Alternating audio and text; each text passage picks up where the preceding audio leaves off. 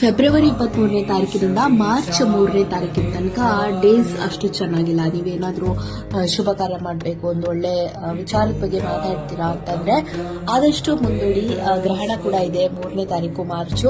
So ಅದಾದ ನಂತರ ಮಾಡಬೇಕು. ಕಾರಣ ಏನು, ಯಾಕೆ ಅಷ್ಟು ಚೆನ್ನಾಗಿಲ್ಲ ಅಂತ ಕೇಳಿದ್ರೆ ನೋಡಿ, ಇದಕ್ಕೆ ನಾವು ಹೋಲಾಷ್ಟಕ ದಿನಗಳು ಅಂತ ಹೇಳ್ತೀವಿ.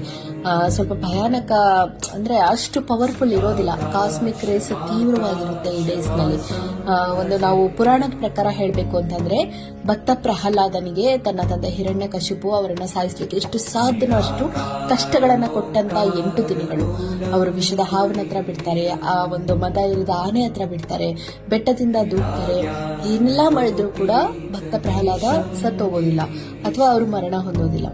ಅಂದ್ರೆ ಈ ದಿನಗಳಲ್ಲಿ ತುಂಬಾ ಕಷ್ಟವನ್ನ ಅನುಭವಿಸಿರ್ತಾರೆ. ಸೊ ಹಾಗಾಗಿ ಈ ದಿನಗಳಲ್ಲಿ ನೀವು ಶುಭ ಕಾರ್ಯವನ್ನ ಮಾಡಬಾರ್ದು ಅಂತ ಒಂದು ನಂಬಿಕೆ ಇದೆ.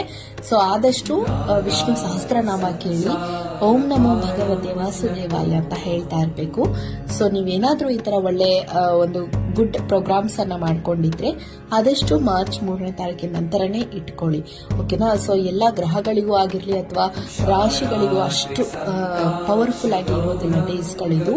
ಸೊ ಹೆಚ್ಚಿನದಾಗಿ ದೇವರ ಧ್ಯಾನ ಸ್ಮರಣೆಯಲ್ಲಿ ಇರಲಿ ಅಂತ ನಂಬಿಕೆ ಇರೋರು ಈ ವಿಡಿಯೋನ ನೋಡಿ ನಂಬಿ ಫಾಲೋ ಮಾಡಿ. ನಾನು ನಿಮಗೆ